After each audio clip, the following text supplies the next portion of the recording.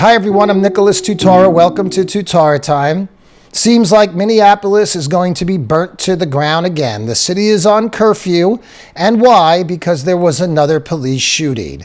A police officer shot a 20-year-old black man last night at a traffic stop.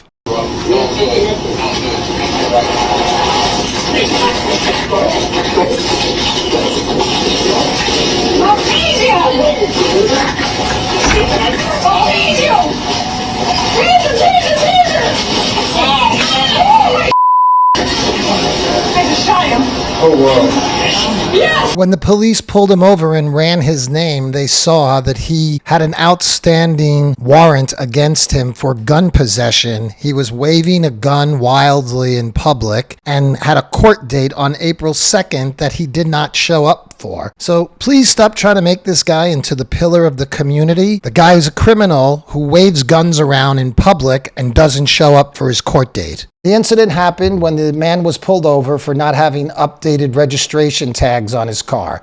And when the police had him out of the car and were handcuffing him, he resisted arrest. He fought back and he got into the car. And at that point, the officer reached for what they said was their taser, but they didn't realize they had their gun and they shot him. So the media is going to whip up the frenzy of white supremacy and white police brutality shooting an unarmed black man.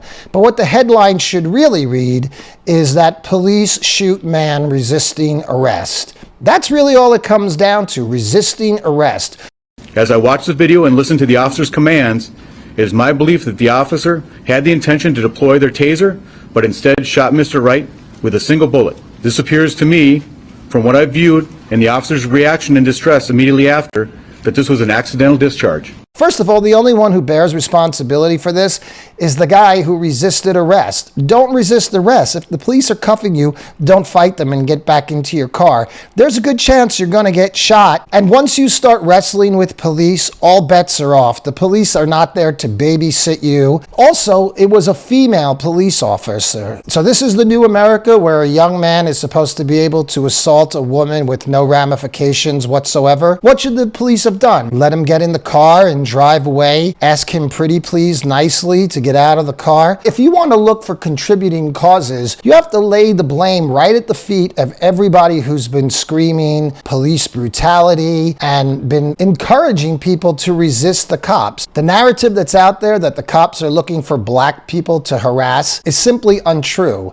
And when you put that narrative out there, you're going to encourage people to fight back. They feel they're unjustly being pulled over. You're telling people that the cops can't use this kind of force or a chokehold, or they can't do this, or they're limited in that way, or they might be sued. What you're really doing is encouraging people to fight back. When you let criminal minds know that the police can't come after you, they're going to resist. The people who have been pushing the police brutality narrative, they're the ones who bear a lot of the responsibility for what happened. And is this the new world that the left is creating? If you don't get your way, the mob comes and burns your city down to the ground. They're already threatening in the Derek Chauvin case that if it doesn't come back as a guilty verdict, the city is going to burn.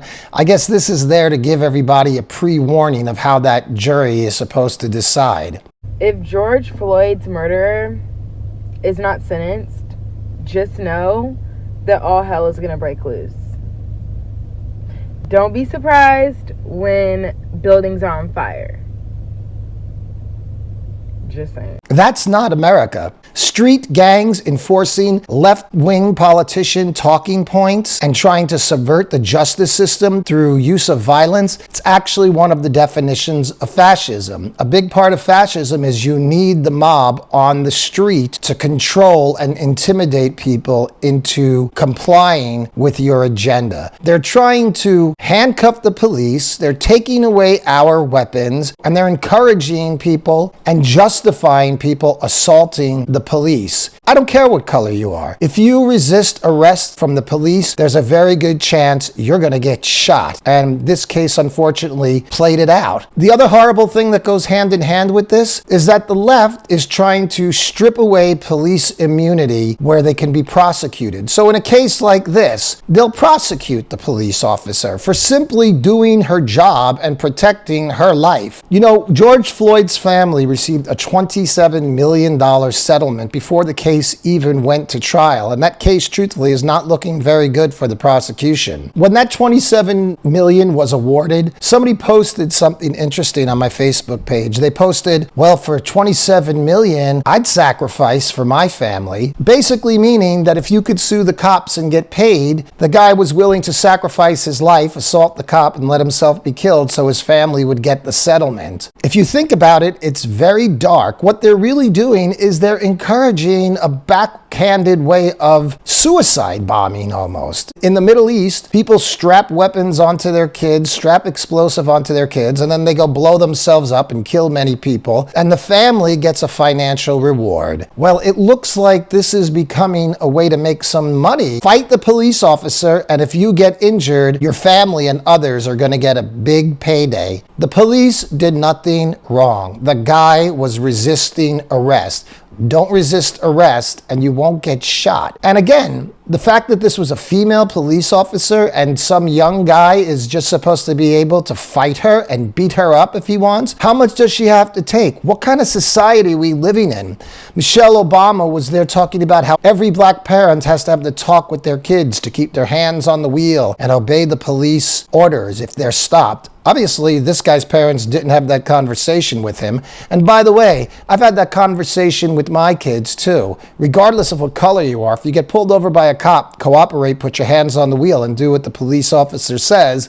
And when they go to put cuffs on you, don't decide to fight them. This young man would be alive today if he had cooperated with the police. So the headline is not white officer kills unarmed black man. The headline is man resisting arrest by police gets shot. The narrative of police brutality is so false. There were a lot of black men who got arrested yesterday. I'm sure a lot of people of all colors got arrested yesterday.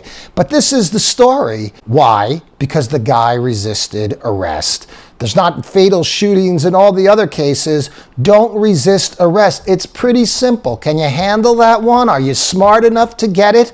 Don't resist arrest. When you're breaking the law and the police try to arrest you, don't fight them and you'll stay alive. This society is coddling criminals, coddling violent people, and leaving citizens defenseless and stripping the police force of its will to defend the citizens. And now we all have to watch an American city burn as a warning. Don't make the wrong decision in the Derek Chauvin case. These are very strange times we're living in. What they're really saying is there's a certain group of people in America that don't have to obey the law. And if you try to enforce the law, you're a racist. Well, this has to stop, and it has to stop now. I'm tired of screaming teenagers trying to run our society. You know, there's a cure to all this. It's called fathers. If there's fathers around to teach their children properly, you don't usually get incidents like this. Well, keep your eyes open, folks. Pay attention to what's going on around you, and don't just fold and let them promote this disgusting racist narrative. Speak up, make your voice heard, and make sure we preserve society for all the decent people out there. I'm Nicholas Tutora.